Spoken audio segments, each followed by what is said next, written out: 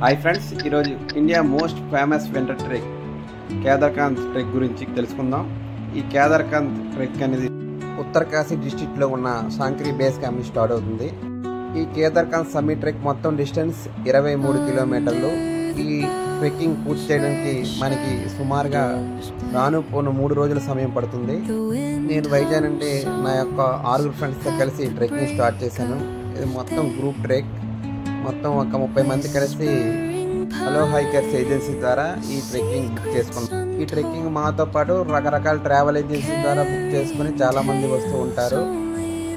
ఈ ట్రెక్కింగ్ చాలామంది వ్యక్తులతో కలిసి వెళ్ళడం వల్ల మనకి చాలా సులువుగా ఉంటుంది, కష్టమైన. ఇక చూడండి, స్టార్టింగ్లోనే మా ఫ్రెండ్ ఇజ్రాయిల్ అనే వ్యక్తి ఎక్కడానికి చాలా ఇబ్బంది పడుతున్నాడు. స్టార్టింగ్లోనే చాలా స్ట్రగుల్ ఫేస్ చేసి నన్ను తిట్టుకున్నాడు, ఎందుకు ఈ ట్రెక్కింగ్ తీసుకొచ్చావు, నా వల్ల కాదు అని. తర్వాత నెమ్మదిగా మేమందరం ట్రెక్కింగ్ కొనసాగించాం. కొంత దూరం డిస్టెన్స్ ట్రావెల్ చేశాక మాకు మంచు కనిపించింది. ఇక్కడ నుంచి మనం నడిచే మార్గం అంతా మంచుతోనే కప్పబడి ఉంటాయి. అక్కడక్కడ వచ్చే వాటర్ ఫ్లోస్ మనకి చాలా మంచి అనుభూతిని కలిగిస్తూ ఉంటాయి. మనతో పాటు వచ్చే ట్రావెలర్స్ కూడా చాలా ఎంజాయ్ చేస్తూ ట్రెక్కింగ్ కొనసాగించడం వల్ల మనకి ఎటువంటి ఇబ్బంది ఉండదు. చుట్టూ ఉండే ల్యాండ్స్కేప్, పైన వృక్షాలు, అందాలు మనల్ని కట్టిపడేస్తాయి. చెట్ల మధ్య నుంచి వచ్చే సూర్యకిరణాలు మన టెంపరేచర్ని బ్యాలెన్స్ చేసే విధంగా మనకి శరీర ఉష్ణోగ్రతను కాపాడుతాయి. మనం 4 గంటల ప్రయాణం చేశాక మన యొక్క మొదటి బేస్ క్యాంప్ జోడాకి తలాబ్ అని చేరుకుంటాం. ఇదే ఫ్రోజన్ లేక్. ఇక్కడ మనం ఒక రాత్రి స్టే చేయాల్సి ఉంటుంది. ఈ చుట్టుపక్కల వాతావరణం చాలా బాగుంటుంది. మొత్తం మంచుతో గడ్డ కట్టబడి ఉంటుంది. ఆ లేక్ మీద మనం నడవచ్చు కూడా.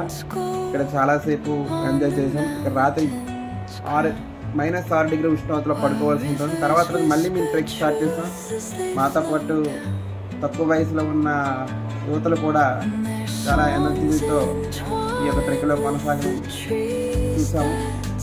తర్వాత మేము మాకు రెండవ బేస్ క్యాంప్ కేదార్కాంత్ బేస్ క్యాంప్ సుమారు 11,250 ఫీట్కి చేరుకున్న తర్వాత మళ్ళీ రెస్ట్ తీసుకోవాల్సి ఉంటుంది.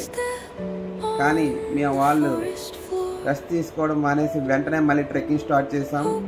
మిగతా 25 మంది బ్యాచ్ మెంబర్స్ అక్కడే ఉండిపోయారు. మళ్ళీ మిగతా 5 కలిసి ఈ ట్రెక్కింగ్ స్టార్ట్ చేసాం. ఈ ట్రెక్కింగ్ కొనసాగిస్తూ మేము 18 కిలోమీటర్లు చేరుకున్న తర్వాత మాకు కేదార్కాంత్ సమ్మిట్ అనేది కనిపించింది. అదిగో మీకు చూపిస్తుంది కేదార్కాంత్ సమ్మిట్. ఇక్కడ నుంచి మరి ఒక 3 కిలోమీటర్ ప్రయాణం చేస్తే మీ సమ్మిట్కి చేరుకున్నట్లే.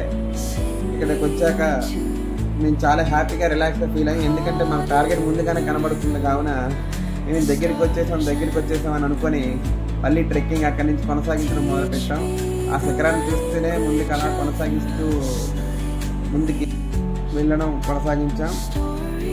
తర్వాత 1 గంట తర్వాత మేము అనుకున్న ప్లేస్ రీచ్ అయ్యాం. మొదటగా వినాయకుడి టెంపుల్ మనకు దర్శనం ఇచ్చింది. అక్కడి నుంచి హిమాలయాలు చూస్తే చాలా అద్భుతంగా కనిపించాయి.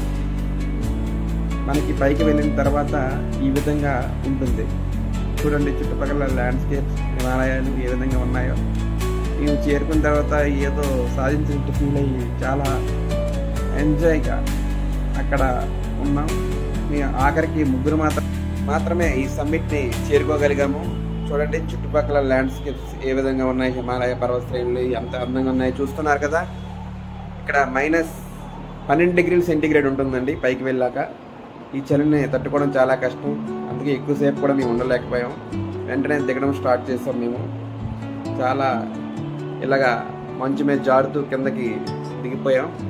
మేము కిందకి దిగిపోయిన తర్వాత మరలా కేదార్కాంత్ బేస్ క్యాంప్ దగ్గర ఆ రోజు నైట్ స్టే చేసాం. -8 డిగ్రీల్లో స్టే చేసి మరుసటి రోజు ఉదయాన్నే మేము కిందకి దిగడం స్టార్ట్ చేసి ట్రెక్ కంప్లీట్ చేసాం.